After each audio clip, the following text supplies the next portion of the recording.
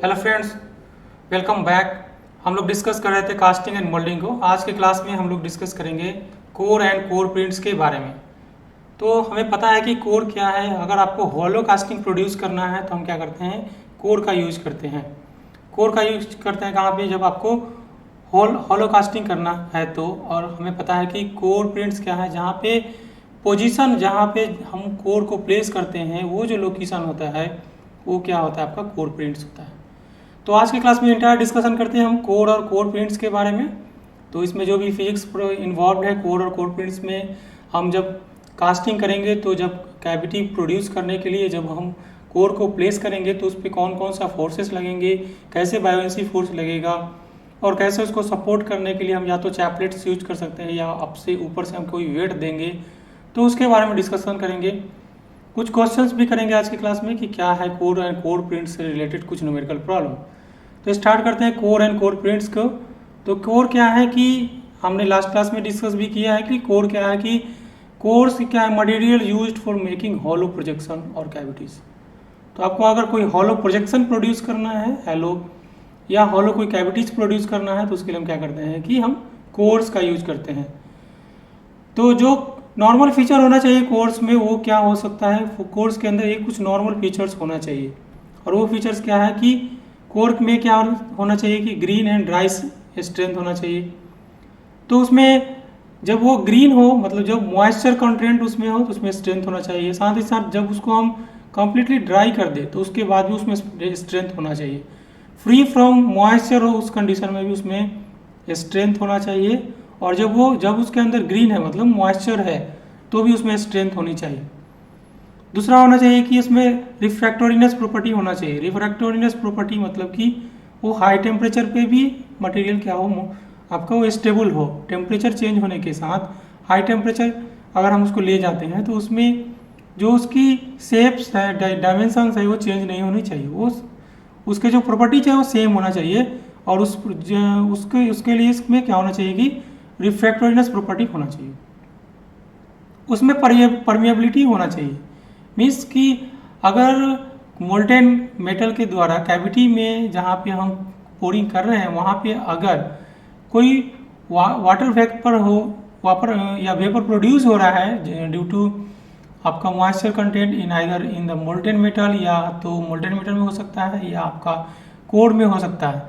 उसके कारण अगर वेपर प्रोड्यूस कर रहा है तो वेपर उसके कोर से भी पास होना चाहिए। वो प्रॉपर्टी होना चाहिए, मतलब कि उसमें परमिएबिलिटी होना चाहिए। बाकी डिस्कशन हमने किया है परमिएबिलिटी के बारे में, डिटेल में डिस्कशन किया है हमने प्रीवियस लेक्चर्स में। तो उसको आप देख सकते हैं प्रीवियस लेक्चर्स को कि क्या है परमिएबिलिटी और कैसे हम परमिएबिलिटी टेस्ट करते हैं। नेक्स्ट जो प्रॉपर्टी होना चाहिए उसमें कोलैप्सिबिलिटी होना चाहिए।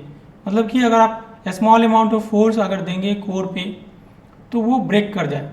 मीन कि ब्रेक करने के लिए क्या होना चाहिए, उसमें बहुत ज़्यादा फोर्स लगाना की जरूरत नहीं पड़े। उसमें फ्राइबिलिटी होना चाहिए, मतलब कि एबिलिटी टू क्रम्बल, उसको आप क्रम्बल कर सकते हैं, वो एबिलिटी होना चाहिए। मीन्स फ्राइबिलिटी होना चाहिए कोर के मटेरियल के अंदर। स्मूथनेस होना चाहिए और क्या होना चाहिए, लो गैस एमिशन होना चाहिए। तो यह सब डिजायर प्रॉपर्टी है जो कोर्स के अंदर प्रोड्यूस होना चाहिए, तभी जाके हम उस मटेरियल का कोर प्रोड्यूस कर सकते हैं। तो नेक्स्ट है हमारे पास कोर प्रिंट्स। कोर प्रिंट्स क्या है, जैसे हमने प्रीवियस स्लाइड्स में भी दिखाया था कि व्हाट इज कोर प्रिंट्स। तो कोर प्रिंट्स क्या है, जो पोजीशन, जो रिसेसेस है आपका, जहाँ पे हम क्या करते हैं कि लोकेट करते हैं, पोजीशन करते हैं और सपोर्ट देते हैं किसको, कोर को। ये एक रिसेस है, एक स्पेस है, एक आपका लोकेशन है जहाँ पे हम कोर को लोकेट करते हैं, उसको पोजिशनिंग करते हैं और उसका क्या करते हैं, सपोर्ट प्रोवाइड कराते हैं। तो वो जो पोजीशन है, वो जो रिसेस है, उसको बोलते हैं कोर प्रिंट्स। तो जैसे कि ये अगर आपके पास कोई कैविटी है जिसमें आपको ये आपका कोई मोल्डिंग फ्लास्क है, ये फ्लास्क है आपका। तो इस फ्लास्क के अंदर आपके पास क्या है, फ्लास्क में आपका क्या है, ये अगर कैविटी है जिसमें आपका देख सकते हैं कि मोल्टेड मेटल फिल्ड हुआ है, डॉटेड लाइन से है यहाँ पे मोल्टेड मेटल फिल्ड हुआ है इस कैविटी के अंदर में। और उसमें हमने क्या किया है, कोर को प्लेस किया। ये हमारा कोर है, तो ये कोर है हमारे पास। तो इस कोर को जहाँ पे प्लेस किया है, जहाँ पे पोजिशनिंग किया है, उसका क्या है, उसका नाम क्या है, कोर प्रिंट्स। जब कोर आपका क्या होगा, मोल्टेन मेटल के अंदर होगा, तो ऑब्वियसली कि उस पर क्या होगा, बायोन्सी फोर्स लगेंगे। तो बायोन्सी फोर्स लगेंगे तो उसको सपोर्ट करने के लिए क्या करते हैं, हम कोर का प्रिंट्स देते हैं। तो ये क्या करेगा, उससे फोर्स लगाएगा ऊपर से। ये जो कोर प्रिंट्स है वो क्या करेगा, उस पर फोर्स लगाएगा और उसको अप होने से रोकेगा, उसको एक सपोर्ट देगा, एक रेसिस्टेंस प्रोवाइड करेगा। समटाइम्स क्या होता है कि ये कोर प्रिंट सफिशिएंट नहीं होता है कि वो बॉयंसी फोर्स को टॉलरेट कर सकता है, तो उसके लिए क्या करते हैं, हम एडिशनल फोर्स देते हैं। और एडिशनल फोर्स जो देते हैं उसके लिए क्या करते हैं, एक प्रोविजन करते हैं, यहाँ पे एक सपोर्ट देते हैं उसको। और वो एक सपोर्ट देते हैं, उसका नाम होता है चैपलेट्स। उसको क्या बोलते हैं हम, चैपलेट्स। तो और चैपलेट्स क्या होता है कि चैपलेट्स क्या हो जाता है, जनरली ये सॉलिड होता है। तो सॉलिड होगा क्योंकि लिक्विड होगा तो सपोर्ट तो दे नहीं सकता, तो जनरली सॉलिड होता है और ये मोल्टेन मेटल के साथ ही रहता है। तो इसलिए हम क्या करते हैं, जो चैपलेट्स का मटेरियल होता है वो सेम मटेरियल होता है जो आपका मोल्टेन मेटल का है। जो भी प्रॉपर्टी चैपलेट्स का होगा और मोल्टेन मेटल जब सॉलिडिफाई होगा तो उसका जो प्रॉपर्टी होगा दोनों सेम होगा, क्योंकि यह चैपलेट जो है वो मटेरियल का इंटीग्रल पार्ट हो जाता है। जो कैबिनेट आपका कास्टिंग होगा उसका ही पार्ट हो जाएगा वो। इसलिए चैपलेट्स के जो भी प्रॉपर्टीज होंगे वो कास्टिंग के प्रॉपर्टीज के सेम होंगे। ये क्या करता है, यह बायोन्सी फोर्स को रेसिस्ट करता है।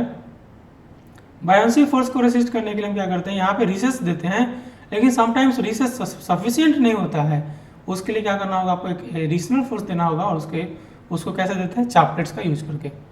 कुछ और बातें देखते हैं कि कुछ कैलकुलेशन देखेंगे कि कोर एंड कोर प्रिंट्स में क्या होगा। तो buoyant force on the core जो हो जाएगा वो weight of the displaced liquid minus weight of the core. Buoyancy force आपको पता है कि buoyancy force equals to weight of the displaced liquid. अगर कोई मटेरियल, कोई आपका वॉल्यूम अगर वॉल्यूम आप देंगे वाटर के अंदर या कोई लिक्विड के अंदर, तो जितना लिक्विड डिस्प्लेस होगा, जितना वेट लिक्विड का डिस्प्लेस होगा, उस वेट के इक्वल फोर्स आपका लगेगा और वही फोर्स आपका क्या होता है, बायोन्सी फोर्स होता है। तो यहाँ पे बायोन्सी फोर्स जो होगा वो रिजल्टेंट बायोन्सी फोर्स होगा, क्योंकि जो वेट होगा, कोर का वेट होगा, उस पर भी उसका वेट भी क्या करेगा, वो थोड़ा रिड्यूस करेगा आपका। तो जो रिजल्टेंट बायोन्सी फोर्स होगा, बायोन्ट फोर्स होगा, वो क्या होगा, weight of displaced liquid minus weight of core होगा। यहाँ से अगर P, बायोन्ट फोर्स को अगर हम P से डिनोट करेंगे और वेट ऑफ डिस्प्लेस्ड लिक्विड अगर क्या हो जाएगा, V रो G, जहाँ पे G क्या है, एक्सेलरेशन ड्यू टू ग्रेविटी, रो क्या है, वेट, रो आपका क्या, डेंसिटी ऑफ द लिक्विड है या फ्लूइड है, और V क्या, वॉल्यूम किसका है, जो कोर का होगा, volume of core in the mould cavity. फिर अगर माइनस वी डी जी है, V क्या है, वॉल्यूम ऑफ द कोर है, D आपका क्या है, डेंसिटी ऑफ कोर है, और G आपका क्या है, एक्सेलरेशन ड्यू टू ग्रेविटी। तो रो आपका डेंसिटी ऑफ लिक्विड मेटल है और D आपका क्या, डेंसिटी ऑफ कोर मटेरियल है। तो यही आपका resultant amount of buoyancy force उस पर लग रहा है। तो यहाँ से देख सकते हैं P इक्वल्स टू क्या हो जाएगा, V कॉमन आ जाएगा और G भी कॉमन आएगा, तो यहाँ से ये रो माइनस डी हो जाएगा। तो इस तरह से जो रिजल्टेंट बायोन्सी फोर्स होगा उस कोर के ऊपर वो हम देख सकते हैं।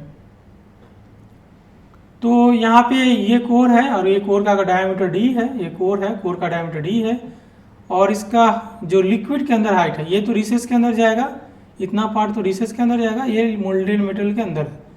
इसी पे क्या हो रहा है, उस पर रिजल्टेंट फोर्स लग रहा है। तो वॉल्यूम जो हो जाएगा वो कितना हो जाएगा, π/4 d² हो जाएगा आपका। तो ये जो हम आपका देते हैं, ये जो प्लेस करते हैं कोर को, वो या तो ओरिजेंटल पोजीशन में हो सकता है या वर्टिकल में हो सकता है, दोनों में हो सकता है, वो डिपेंड करता है कि किस कंडीशन में है। तो यहाँ पे अभी डिस्कस करते हैं हॉरिजॉन्टल को, फिर हम डिस्कस करेंगे कि वर्टिकल में क्या होगा। तो यहाँ पे जो आपका वॉल्यूम हो जाएगा, वो वॉल्यूम कितना हो जाएगा, वी डी जी, तो आपका क्या है, वॉल्यूम ऑफ द कोर हो जाएगा, क्योंकि ये वेट ऑफ कोर है, तो ये आपका वेट ऑफ द कोर हो जाएगा, और ये आपका हो जाएगा π/4 d1² माइनस DHG, ये इसके लिए आपका हो जाएगा π/4 d1² माइनस DHD। अगर हम इसके लिए बात करेंगे तो ये सिंपली π/4, हाँ, जो वॉल्यूम होगा वो हो जाएगा π/4 d² इंटू H, ये सिंपल इसके लिए इतना हो जाएगा। हम इसकी अगर बात करेंगे तो कितना हो जाएगा, π/4 d1² minus d² into HG, ठीक। तो इतना हो जाएगा रिजल्टेंट बायोन्टिक फोर्स इस वर्टिकल वाले केस में, और हॉरिजॉन्टल में हो जाएगा π/4 d² H, जहाँ पे रो आपका सेम जो हमने प्रीवियस में लिया था कि यहाँ पे रो भी हो जाएगा, तो रो एच जी, क्योंकि ये तो वॉल्यूम का ये हो जाएगा और यहाँ पे रो एच जी होगा। तो rho density of liquid metal है, D density of core metal है। तो यहाँ से हम देख सकते हैं फॉर्मूला होगा किसके लिए, ये हम कोर पे रिजल्टेंट बायोन्सी फोर्स लगेगा उसके लिए हमने फॉर्मूला यहाँ पे मेंशन किया। दो केसेस है, यह एक फर्स्ट केस है जिसमें वॉल्यूम आपका क्या हो जाएगा, पाई बाई 4 डी स्क्वायर एच हो जाएगा। और वहाँ से अगर हम प्रीवियस स्लाइड से बात करेंगे तो ये हो जाएगा वी, यहाँ जो वी है, ये जो वी है ये हो जाएगा पाई by 4 capital D square into H, और बाकी चीज़ें वैसे ही रह जाएंगे रो माइनस डी इंटू जी। अगर हम इस केस में बात करेंगे, इसके लिए इस फिगर की बात करेंगे, तो यहाँ से आपका pi by 4 D one square minus D square into H into G into rho हो जाएगा minus V into rho D into G. तो इससे आप क्या निकाल सकते हैं, जो रिजल्टेंट बायोन्सी फोर्स होगा वो निकाल सकते हैं। हम आगे कुछ क्वेश्चंस भी देखेंगे कि कैसे हम क्वेश्चन सॉल्व करेंगे।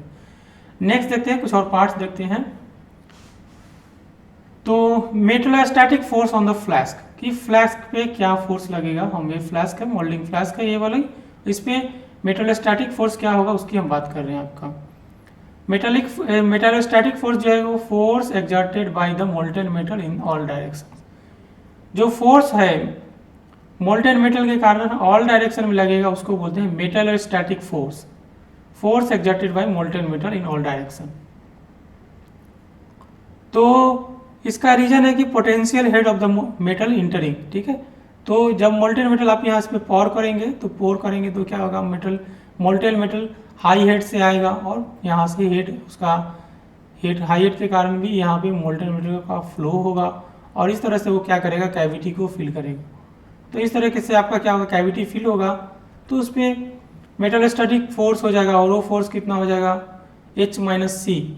ये हाइट तो रिजल्टेंट हाइट कितना है, क्योंकि ये होगा पोटेंशियल हेड कितना होता है, तो पोटेंशियल हेड आपका हो जाएगा mg, जो फोर्स जो हो जाएगा आपका, तो पोटेंशियल हेड हो जाएगा और वो हो जाएगा आपका AP into rho into H minus C क्या है, यहाँ पे हेड है, तो हेड कितना है, हेड तो एक्चुअली क्या होना चाहिए, यहाँ से अगर हम बात करें यहाँ से इस पॉइंट से, क्योंकि ये आपका क्या है पार्टिंग लाइन है, तो यहाँ से बात करेंगे तो एक्चुअल हेड तो होना चाहिए कितना, H होना चाहिए, लेकिन ये थोड़ा सा ऊपर है, ये आपका C अप है तो इसलिए C माइनस हो जाएगा। नेट हेड में C क्या हो जाएगा, रिड्यूस हो जाएगा, तो H माइनस सी हो जाएगा और रो होगा इंटू AP होगा। यूनिट अगर देखेंगे तो अगर मीटर में डालेंगे इसको तो मीटर स्क्वायर kg पर मीटर क्यूब इंटू मीटर, तो देख सकते हैं कि ये kg में आपका हो जाएगा, तो ये kg में हो जाएगा। अगर g से लेंगे तो न्यूटन में आपका हो जाएगा, अगर g से मल्टीप्लाई करेंगे तो न्यूटन में आपका हो जाएगा। तो ये क्वांटिटी हो जाएगा मेटलोस्टैटिक फोर्स का, जहाँ पे AP क्या है, क्रॉस सेक्शनल आपका projected area of casting in the parting plane. जो कास्टिंग है उसका प्रोजेक्टेड एरिया जो होगा यहाँ पे इस एट पार्टिंग प्लेन, वही आपका क्या हो जाएगा, AP होगा। AP क्या है, प्रोजेक्टेड एरिया है और किस पॉइंट पे, जब पार्टिंग प्लेन पे हम देखेंगे तो वहाँ पे जो प्रोजेक्टेड एरिया जो होगा वो आपका AP हो जाएगा। रो आपका डेंसिटी ऑफ लिक्विड मेटल है और आपका, तो इस तरह से हम क्या कर सकते हैं, मेटलोस्टैटिक फोर्स निकाल सकते हैं जो आपका मोल्डिंग फ्लास्क के अंदर में होगा। नेक्स्ट हम डिस्कस करते हैं, कुछ एक प्रॉब्लम लेते हैं और उसका सोल्यूशन देखते हैं कि कैसे होगा। तो प्रॉब्लम हमारे पास कि find the weight that need to be kept to compensate for the force during the pouring in a sand casting of cast iron pipe. तो कास्ट आयरन पाइप का सैंड कास्टिंग करना है, तो पाइप का dimension दिया है, OD दिया है और ID दिया है। OD है 12.5 है एंड ID है 10 सेंटीमीटर। लेंथ है आपका गिवन है कितना, 180 centimetre. The metal head is to be about 20 centimetre, head दिया हुआ है 20 centimetre, while the molding flask size is used for the purpose is this। तो मोल्डिंग फ्लास्क का जो साइज है वो 225 × 20 है।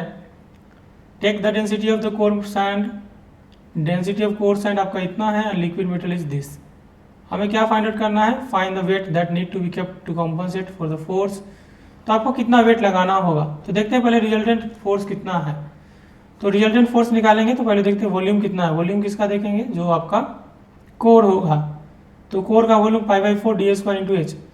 तो डी स्क्वायर क्या हो जाएगा, तो आपका डी है कोर तो इनर में होगा ना, तो ये इनर में आपका कितना हो जाएगा, कोई कास्टिंग है आपका आयरन पाइप है तो इनर डायमीटर कितना 10 सेंटीमीटर है, तो इसी में कोर होगा। जो पाइप है, ये मान लीजिए पाइप है, तो इसका आउटर डायमीटर है, यहाँ पे मटेरियल है और फिर इनर डायमीटर। ये आउटर डायमीटर है, ये पाइप है आपका, ये आउटर डायमीटर है, ये इनर डायमीटर है, ये आईडी है और ये ओडी है। इसी में कास्टिंग करना, तो हमें क्या करना होगा, इस आईडी के डायमीटर के इक्वल आईडी के शेप में हम क्या करेंगे, इसमें कोर प्लेस करेंगे ताकि कैविटी प्रोड्यूस हो। तो इसलिए यहाँ पे कोर का जो वॉल्यूम हो जाएगा π/4 हो जाएगा, यहाँ से π/4 d² × h। तो ये इतना क्यूबिक सेंटीमीटर आपका हो जाएगा वॉल्यूम। फिगर भी देख सकते हैं यहाँ पे, तो राइटिंग कुछ इरेज करते हैं। फिगर भी देख सकते हैं यहाँ से। तो यहाँ पे कोई कोर है जिसमें हमें क्या करना है, दिया है क्वेश्चन में, ये जो कोर है उसका डायमेंशंस दिया हुआ है, डायमीटर है 10 और इसका लेंथ कितना 180 है।